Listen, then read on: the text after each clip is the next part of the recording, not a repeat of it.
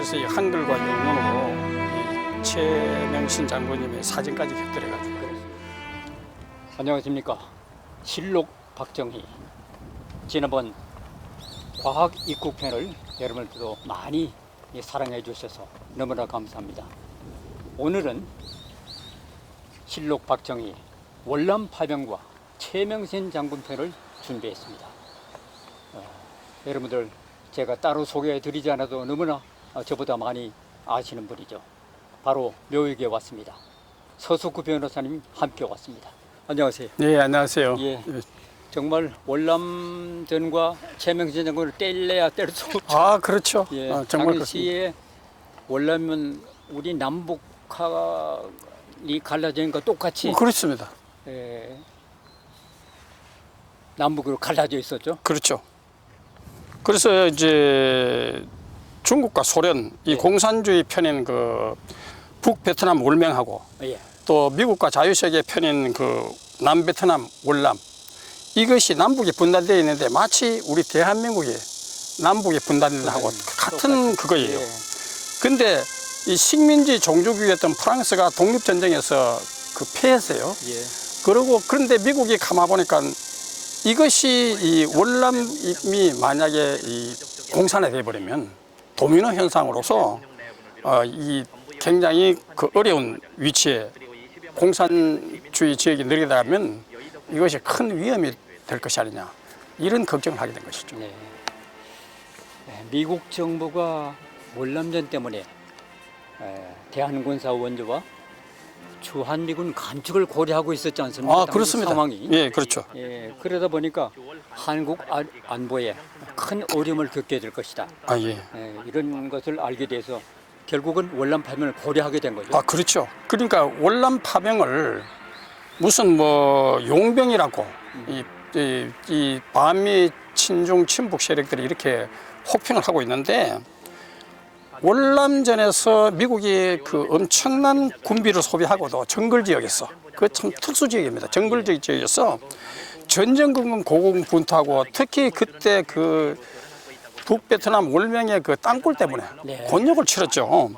그래서 하는 수 없이 이 전비를 많이 지출하다 보니까 한국에 대한 군사 원조를 줄이게 됐고, 네. 그리고 경제 원조라든가 이 모든 것이 줄어들게 됐어요. 그래서 박정희 대통령이 어떻게 생각하겠습니까?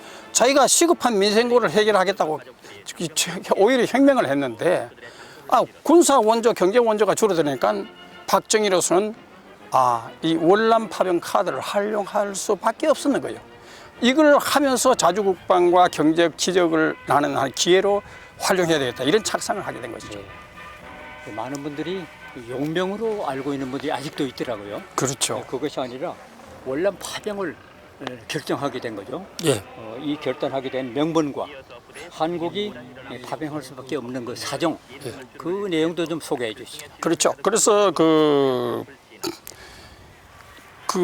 월남 대사로 7, 8년간 근무했던 최덕신 그 대사, 네. 이걸 불렀어요. 예. 박정희 대통령이. 그래서 그 월남에 관해서 자네가 7, 8년 동안 하니까 여기에 정치라든가, 우리가 만약에 월남 파병하게 되면 어떻게 이 파병하는 절차라든가, 그리고 그 월남전에서 우리가 어떻게 잘 극복을 해야 되느냐, 이런 것에 대해서 최덕신 장군하고 대사하고 아주 충분한 대화를 나눴죠. 예. 그리고 계속 군사 원조, 이 경제 원조가 그하고 또 이제 박정희 대통령이 가장 염려한 것은 이 월남전에서 미국이 불리하게 돌아가니까 한국에 있는 주한미군을 빼다가 월남으로 가게 될 그 가능성도 많은 거예요.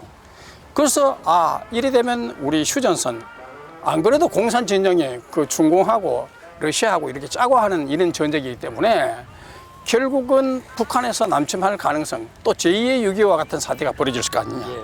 그래서 이게 역으로 이 박정희 대통령이 그러면 우리가 월남 파병을 해가지고 이걸 이 자주국방과 경제 건설로 하는 역전의 기회를 발판을 만들어야 되겠다, 이렇게 생각하게 된 것이죠. 예.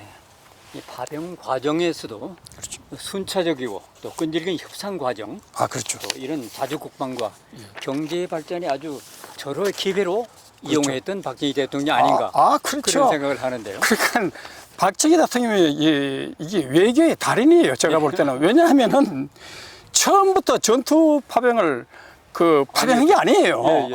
그러니까 공병 부대를 파견하고 의료 지원을 했어요. 예. 그래서 미국 존슨 대통령이 한국군 1기의 사람 규모 좀 파병을 좀 해줘달라. 예. 이 간청을 했죠. 그런데 박정희 대통령은 이거 우리 한국 국방이 예. 북한에 6.25 남침한 그것도 있는데 이 국방이 약화될 위험이 있다. 그래서 우리가 국내 여론도 있기 때문에 좀 더 신중하게 검토해야 된다 하면서 미국에 조급해하는 다급해하는 이런 그걸 오히려 이렇게 견제를 하면서 이렇게 시간을 끌어낸 적이 있죠. 그러니까 협상에서 더 유리한 고지를 점할 수 있는 아주 이 탁월한 선택이었다고 볼 수 있어요. 예. 그래서 당시 한국에 대한 군사 원조 계속 그렇죠. 줄이지 말라. 예. 또 한국 경제 개발을 위한 차관, 예. 또 한국 안보 보장을 위한 미국의 배려가 따라오게 된. 그렇죠. 예. 그러니까 이런 줄다리기, 그러니까 월남 파병에서 이렇게 자꾸 시간을 끌면서 결국은 한국과 미국과의 14개 조항에 이르는 공동성명서를 보면 예. 얼마나 박정희 대통령이 미국과의 외교에서 탁월한 이 협상력을 발휘했는데 우선 북한이 남침할 때 6.25처럼 또 남침하면 공동 개최해야 된다. 예. 자동 개입해야 된다. 그리고 군사 경제 원조, 또 한일 국교 정상화 이후에도 계속해서 미국 군인에 준하는 한국군에 대한 처우 개선, 그리고 한국 물자에 대해서는 무역을 우리가 할 수 있도록. 예. 그러니까 그동안 일본이 최대의 수혜자인데 우리나라가 월남전으로 상당한 수혜자가 될 수 있는 기회를 하고, 그 다음에 한국군 현대화 같은 이 자주국방, M16 공격 기기라든가 여러 가지 무기 이런 것에 대해서 소위 요즘 방위산업의 이 각광을 받는 것은 결국 여기에 한국군 현대화의 자주국방을 미국에 대해서 요구를 하고 하는 거죠. 이것이 14개 조항에 들었다는 것은 이것이 아주 결정적인 외교전의 어떻게 보면 승리라고 볼 수 있습니다.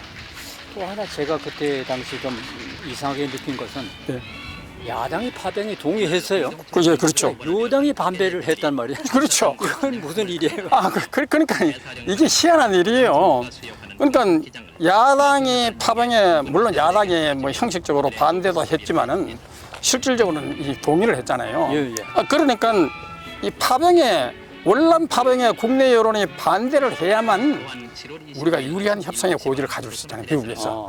그래서 여당 의원들, 일부 의원들이 오히려 월남 파병에 반대하는 이런 해프닝이 벌어졌죠.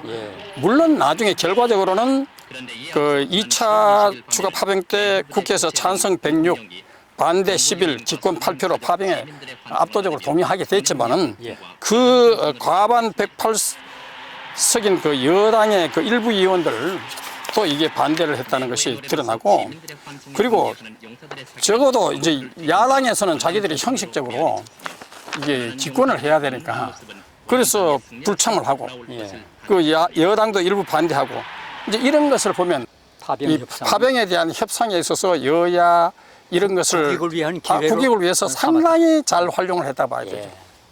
그렇습니다. 그때 당시 상황이 걸핏하면 이 불바다로 그렇죠. 만들겠다. 지금도 협박하고 있었어요. 세계에서 가장 호전적인 독재 체제인데 6.25 남침을 경험한 한국으로서는 박정희 대통령의 강력한 자주국방, 그다음에 한미동맹 강화 정신, 이런 것을 본받아야 할 텐데. 그렇죠. 지금도 본받아야죠. 이게 지금 현재 보면 걱정이에요. 맞아요. 이 전우백 방송위원님 잘 지적하셨는데 지금 보세요. 미군을 점령군, 소련군을 해방군, 미군 철수 선동하고 내일 당장 전쟁이라도 이상할 게 없다 하는 이재명. 이 사람 보세요. 북한 도발을 은근히 조장하는 거 아닙니까? 그리고 또 이재명을 우상화하려고 이재명 사당화하고 요즘 또 보면 뭡니까? 이재명 수사를 하는 검사들 모조리 다 탄핵하려고 하잖아요. 국회 독재, 그리고 온갖 악법, 이거 기가 막힌 겁니다. 이런 부정선거로 이렇게 사실 압승한 이 민주당 이재명이 우리 국민들의 교만한 버릇을 고치고 국민이 저항해야 돼요. 그러니까 그 부분 요즘 부방대라 국토본이라든가 강화문이라든가 한미 주권 회복 포럼이라든가 이렇게 해서 사실 부정선거에 국민 저항하고 있는 것도 좋은 것이죠. 그래서 이 박정희 대통령의 이 반공정신, 반공을 국시했던 이 정신, 한미동맹을 해가지고 자유민주를 지키려 했다는 이 정신을 우리가 본받아야죠. 어제 곧바로 검찰에서 반박 성명을 냈던데요. 아, 그렇죠. 예, 그렇습니다. 지금 여기 최명신 장군 그렇죠. 묘기가 있습니다. 예, 월남전의 영웅 그렇죠. 주월 사령관 최명신. M16 조금 전에 말씀하셨지만 그 그렇죠. 소총도 제일 먼저 부르짖은 게 최명신 장군이라고. 그렇죠, 그랬죠. 그렇죠. 그러니까 최명진 장군도 박정희 대통령도 사실 자주국방의 기회로 이게 월남 파병을 참 잘 활용한 거죠. 예, 예, 그리고 태권도. 그렇죠. 초대 주월 사령관으로 참 이 최명신 장군의 태권도를 보급을 했어요. 예, 근데 태권도를 보급하니까 어떤 현상이 벌어졌는가 하면 태권도를 배운 그 월남 사람들이 그 양민을 괴롭히는 거예요. 예. 그래서 안 되겠다 싶어가지고 태권도를 인격 수련. 요즘 보면 미국이나 유럽에서 태권도 도장에 보면 인격 수련. 부모나 스승에 대해서 깍듯이 절하고 예의를 표하고 그리고 이 나라를 사랑하고 그리고 사회 이웃 사랑하는 이 태권도의 기본 정신. 그러니까 몸과 마음이 다 건강해야 이게 우리가 체력적으로만 가는 게 아니라 마음도 건강해야 된다. 이런 그 교육을 잘 시켜가지고 오늘날 세계에서 태권도, 저 미국의 그 어머니들이요, 애들이 버릇없는 애들이 태권도 도장에 가면 너무 깍듯이 부모들한테 잘하고 친구들한테도 잘하고 해서 너도 나도 태권도 도장을 가도록 했네. 이 원초가 이 태권도 정신이 어디서 누가 확립했느냐? 최명신 장군이 그때 이 태권도의 병폐를 시정하는 아주 정신교육을 잘 시킨 것이죠. 그러니까 전쟁은 반드시 이겨야 하지만 예, 이 양민에 대해서는 절대 허튼 짓 하지 못하도록 예. 태권도 정신을 예. 배양시킨 거죠. 네, 변호사님 오늘 여기까지 태권도까지만 하겠습니다. 아, 그렇죠. 예. 예, 우리 전우국 방송위원님과 함께 실록 박정에 다시 뵙겠습니다. 예, 다음 편에서 또 뵙도록 하겠습니다. 월남 파병 최명신 장군 편 실록 박정이었습니다.